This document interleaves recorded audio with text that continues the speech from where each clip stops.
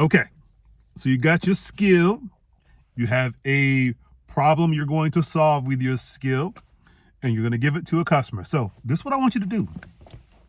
I want you to really understand your customer like they're your best friend, okay? And I don't mean like an individual customer, not one person. I mean, I want you to try to figure out the type of person your customer is, right? So in marketing, they may call it a customer persona or a customer profile. All it really is there might be a person that you currently have as a client that is a pretty good representation of your clients in general, right? So like if you have clients that are all like 40-year-old women who live in Georgia, whatever, right? Then you kind of start there, right?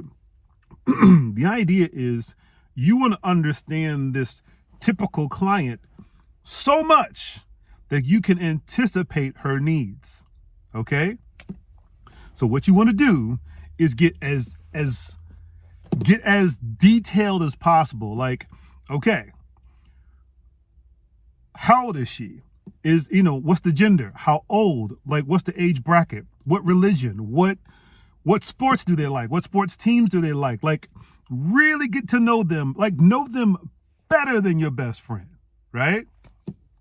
Because what you're going to do with that information is you're going to go try to find the places that they like to go and join the organizations that they're already a part of, right? Basically, you want to be around your typical client, right? And when I say typical, what I really mean is, let's say target client. And when I mean target, I mean like you have your skill and you have the solution. Your target should be the person or the type of person that would best benefit from your skill, right? If they realized that you existed and they knew that you solved this problem, they would just like flock to you because you are the answer to their problem, right? So what you're going to do is like, seriously, write this down, right? And if you don't have a mental image of what that person looks like, just go on Google and just find a picture of someone that looks like the person you have in your mind. Give them a first and last name and everything, right? Where do they live? What city, what metro area, like how much money do they make? What are their values? Do they go to church? Are they political? Like what political party do they join? Are they black, white, Hispanic? Doesn't matter. Like don't try to be like politically correct with this thing. Like really figure out who this person is. If they are a black Republican Episcopalian, then write it down. I haven't met one of those yet, but I'm sure they exist. So just put that information down and like really figure out who this person is and get a mental picture. Like seriously, if you have to like find a picture, get a picture, an image of what this person represents, right? And then your job is to go after that person and try to market your services to that person, right? Okay. Because again, your solution solves their problem. And if they're the typical person, then they might represent a bigger group of people, right? And so if you solve this person's problem, then you've solved 100 people's problem that were just like them, right? You're trying to find someone that's like a representative of a bigger group, right? And so if your bigger group is 100, 200, 300 people, then great. By solving this customer personas problem, you've solved the problem of 300 people, right? Now, you don't want it to be very small, right? You don't want it to be so small that you're only solving maybe 5 people's problem. Okay, you need to figure something out. Like that's not enough people. But if it's too big, like 1 million people, like anyone who breathes air, right? No, that's way too generic. You need something to kind of narrow it down to where you can go after a targeted person. So think about it like this.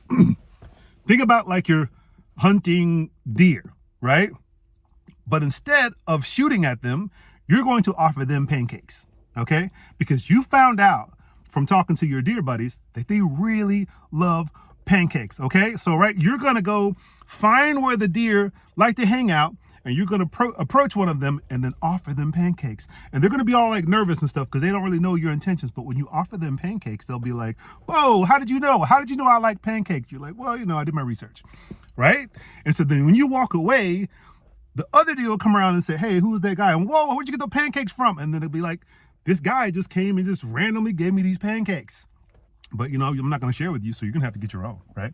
And so the other deal are going to be like, okay, wait, when is the pancake guy coming back, right? Because you have the thing that they want, right? And before you know it, they'll start seeking you out, right?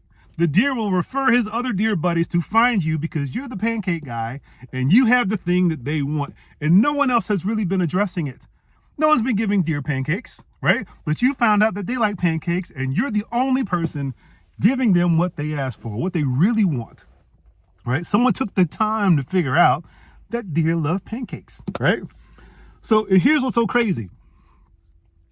I was about to say this exact same thing happened to me, but that's not true. Something similar happened to me, right? I was actually working with a franchisee. She owned a franchise and I was working with her for like 2 years. And I was tweaking my product to really cater to what she needed for her franchise. And she was so happy. She invited me to like the franchise meeting in Orlando, Florida. And then I had my little, one sentence about myself or my company and what made me different. And so when they gave me an opportunity to speak at this conference, I said my one sentence. Everyone was like, oh, wow, that's really cool. And at the end of it, before we could even go to the next breakout session, one of the other franchise owners made a beeline to me. And she's like, okay, wait a minute. Are you telling me you do this? I said, yes. You this quickly? Yes. And you come to me and you do it and I don't have to do anything. I don't have to think about anything. And I said, yes, I do all those things. She said, well, can I book you today? Yes. So trust me when I say it works. It really works when you really fine tune a solution for a person that can represent a bigger group of people. For example, in that room, there were 100 franchise owners and they were all interested in what I had to offer. The only limitation for me was geography.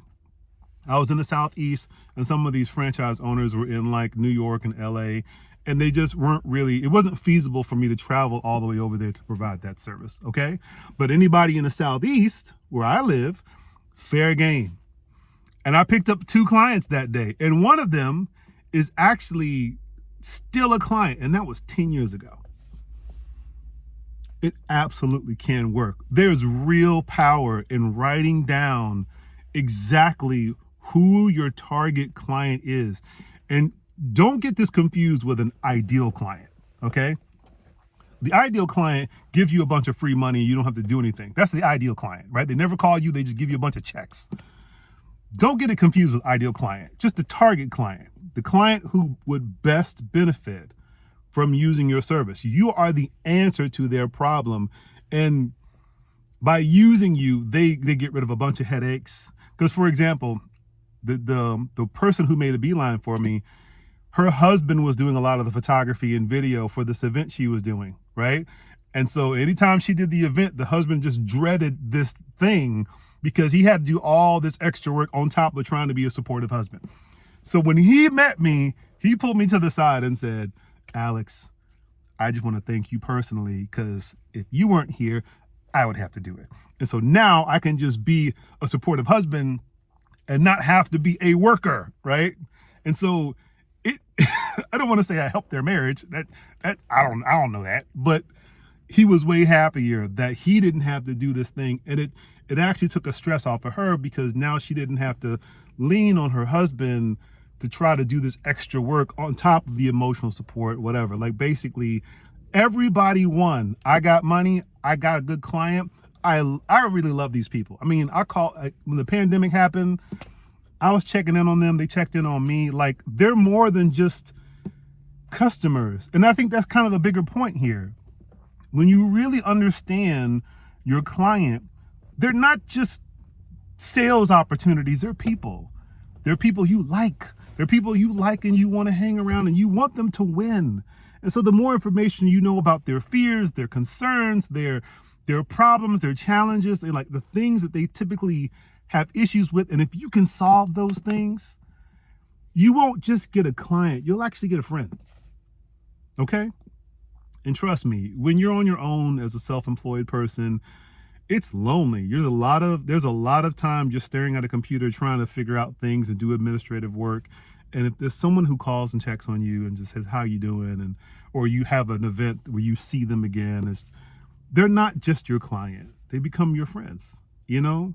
Not friends, but like you care about them and they genuinely care about you. So I just wanted to put that out there. There's an emotional side to it where it's good, but there's also extremely profitable. The idea is you figure out a profile of who you serve, who your target person is. They benefit the most by using your unique service. Your skill and the way you had it is perfect for this target person. Figure out who that person is, how old they are, what they like to eat, what restaurants they like to go to, what magazines they read, what blogs they listen to, what podcasts they listen to, because ultimately that tells you where to go, right?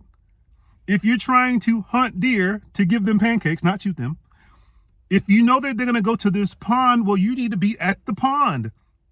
And so you need to figure out what pond they like to go to so you can be there when they show up. Do you get what I'm saying?